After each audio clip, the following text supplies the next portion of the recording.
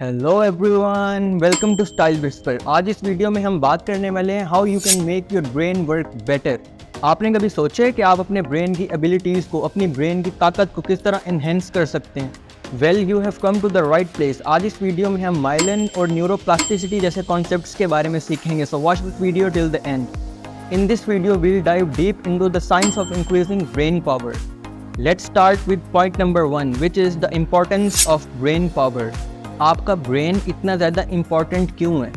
देखो, आपका जो ब्रेन है ना, ये एक तरह से आपकी बॉडी का बॉस होता है। ये आपके हर काम को कंट्रोल करता है, लाइक बोलना, सीखना, कुछ भी नई चीज़ सीखना, ये सब चीज़ें हमारा ब्रेन ही प्रोसेस करता है। जब हमारा ब्रेन नॉर्मली और अच्छे तरीके से काम करता है तो हम हर सिचुएशन में बेटर परफॉर्म करते हैं। लाइक हमारी लाइफ में जो भी प्रॉब्लम्स आएँ, हम उनसे बेटर वे में डील कर सकते हैं। हम नई और क्रिएटिव चीज़ें आसानी से सीख सकते हैं। और जब हमारा ब्रेन हेल्दी होगा तो हमारी मेमोरी भी शार्प होगी ऑटोमेटिकली, हमें चीज़ें ज़्यादा बेटर वे में याद रहेंगी। हेल्दी ब्रेन होना is like having a super power. आप इसकी हेल्प से अपनी लाइफ को इंजॉय कर सकते हैं और जो करना चाहो वो आप कर सकते हो ईजिली। ये तो बात हो गई इम्पोर्टेंस ऑफ ब्रेन पावर की। अब बात करते हैं थोड़ी साइंस की, थोड़ा साइंटिफिकली चीज़ों को समझने की कोशिश करते हैं। ब्रेन के लिए एक टर्म यूज़ की जाती है, न्यूरोप्लास्टिसिटी। मैं आपको इस पॉइंट में न्यूरोप्लास्टिसिटी को समझाने की कोशिश करूँगा। न्यूरोप्लास्टिसिटी नो डाउट थोड़ा फैंसी वर्ड है, लेकिन इसका मीनिंग बहुत सिंपल है। इसका मीनिंग सिर्फ ये है कि आपका ब्रेन बेटर हो सकता है और चेंज हो सकता है। In simple words, this is like कि जब हम अपने मसल्स को ट्रेन करते हैं तो वो स्ट्रॉन्ग हो जाते हैं। जब हम लोग काफ़ी ज़्यादा वीक होते हैं तो हम जिम ज्वाइन करके एक्सरसाइज की हेल्प से अपनी बॉडी को स्ट्रॉन्ग कर सकते हैं। सेम इसी तरह न्यूरोप्लास्टिसिटी का मतलब यही है कि आप ब्रेन एक्सरसाइजेज करके अपने ब्रेन की फंक्शनैलिटी को इन्हेंस कर सकते हैं ईजिली। सोचें कि जब हम किसी चीज़ की प्रैक्टिस करते हैं, लेट्स से आप क्रिकेट सीख रहे हो। अब जब आप डेली क्रिकेट की प्रैक्टिस करोगे तो डे बाय डे आपकी गेम बेटर से बेटर होती जाएगी। The same goes for the brain. Let's say जब आप डेली मेमोरी गेम्स और पजल्स की प्रैक्टिस करोगे ना, तो आपका ब्रेन स्ट्रांग होता जाएगा।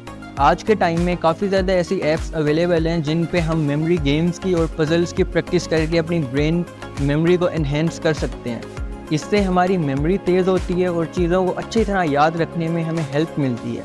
रिसेंटली एक एक्सपेरिमेंट कंडक्ट किया गया जिसमें कुछ स्पेसिफिक लोगों ने कुछ खास टाइम पीरियड के लिए मेमोरी गेम्स खेली। And guess what happened. इस एक्सपेरिमेंट के रिजल्ट से ये पता चला कि उन लोगों की मेमोरी थोड़ी सी तेज़ हो गई, थोड़ी सी शार्प हो गई। Like they got better at remembering stuff like names and dates etcetera. तो इस पॉइंट से हमें ये पता चला कि our brain is like a muscle, और जब हम इसे एक अच्छा वर्कआउट देते हैं तो ये स्ट्रॉन्ग हो जाता है। Moving to the next point, which is keeping your brain healthy.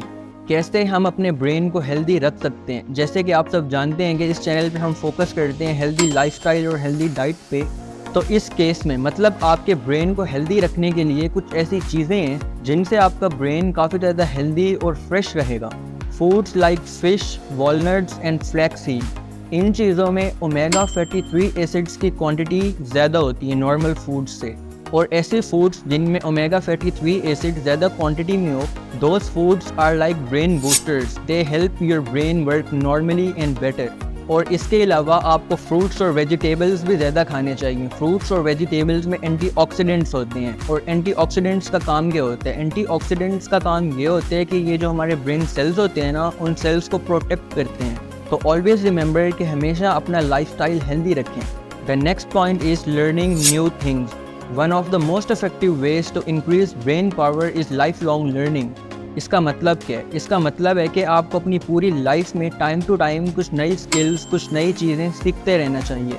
जब आप कुछ नया सीखते हैं तो आपके ब्रेन में न्यू कनेक्शंस बनते हैं। जब आप कुछ नया सीखते हो, लेट्स से आप कोई नया म्यूजिकल इंस्ट्रूमेंट प्ले करना सीख रहे हो, या आप कोई न्यू लैंग्वेज सीखो, या आपकी कोई हॉबी हो लाइक पेंटिंग एक्सेट्रा। ऐसा करने से मतलब टाइम टू टाइम न्यू चीज़ें सीखते रहने से हमारा ब्रेन काफ़ी ज़्यादा ग्रो करता है और डिफरेंट सिचुएशंस और टास्क्स को बेटर वे में हैंडल करता है। रिसेंटली एक रिसर्च की गई है जिससे ये पता चला है कि न्यू स्किल्स सीखने से, न्यू चीज़ें सीखने से the density of myelin increases. अब द क्वेश्चन अराइजेज कि व्हाट इज़ माइलिन। तो मैं आपको इजी वर्ड्स में माइलिन को समझाने की कोशिश करता हूँ।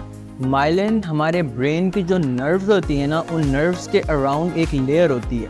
इसको अगर और इजी वे में समझा जाए तो जिस तरह इलेक्ट्रिकल वायर्स के अराउंड इंसुलेशन लेयर होती है ना, इसी तरह हमारे ब्रेन की नर्व्स के अराउंड की माइलिन की लेयर होती है। बात करते हैं इसके फंक्शंस की, माइलिन के फंक्शंस की। माइलिन हेल्प करता है हमारी बॉडी को फास्टर वे में मैसेजेस कन्वे करने में। हमारे ब्रेन को फास्टली सिग्नल्स पहुंचते हैं जिससे हम चीज़ों पर जल्दी फास्टली रिएक्ट करते हैं।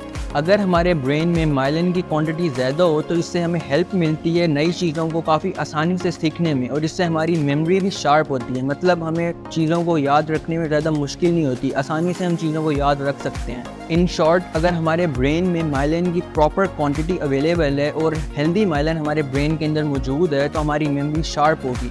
नाउ द क्वेश्चन अराइजेज कि किस तरह हम माइलिन को इंक्रीज़ कर सकते हैं। ऐसे कौन से ईजी वेज हैं जिससे माइलिन इंक्रीज़ हो जाए। फिजिकल एक्सरसाइज करने से माइलिन की ग्रोथ होती है, और जैसे हमने पहले बात की कि हमें time to time new skills सीखते रहना चाहिए, इससे भी माइलिन इंक्रीज़ होता है। और अगेन फूड का भी इस पर काफ़ी इम्पैक्ट होता है, तो हमेशा एक हेल्दी लाइफस्टाइल को फॉलो करें। अगर आप स्मोकिंग करते हैं या अल्कोहल कंज्यूम करते हैं तो ऐसी चीज़ों को बिल्कुल क्विट कर दें। अगर आप एक हेल्दी लाइफस्टाइल को फॉलो करते हो ना, तो इससे इनसाइड आउट आप हेल्दी रहोगे।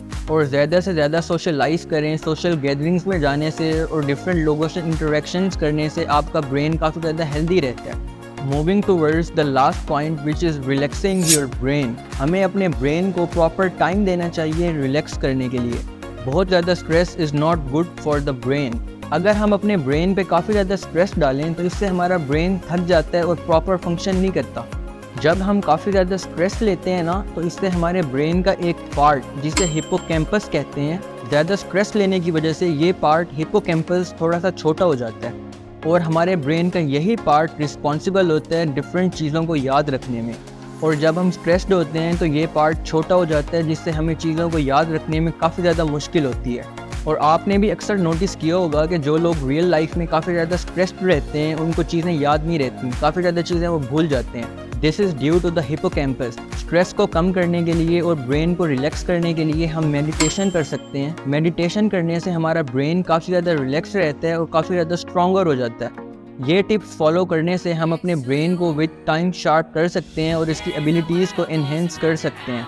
एक हेल्दी ब्रेन होना is like having a loyal friend जो आपकी हर सिचुएशन में हेल्प करता है। Thanks for watching. If you like this video, give this video a thumbs up and subscribe this channel for more informational tips. और next video भी इसी topic से related होगी कि how to increase your brain power. तो notifications को on कर लें ताकि जैसे ही वो वीडियो आए आप उसे फ़ौरन देख सकें। Until next time, peace guys.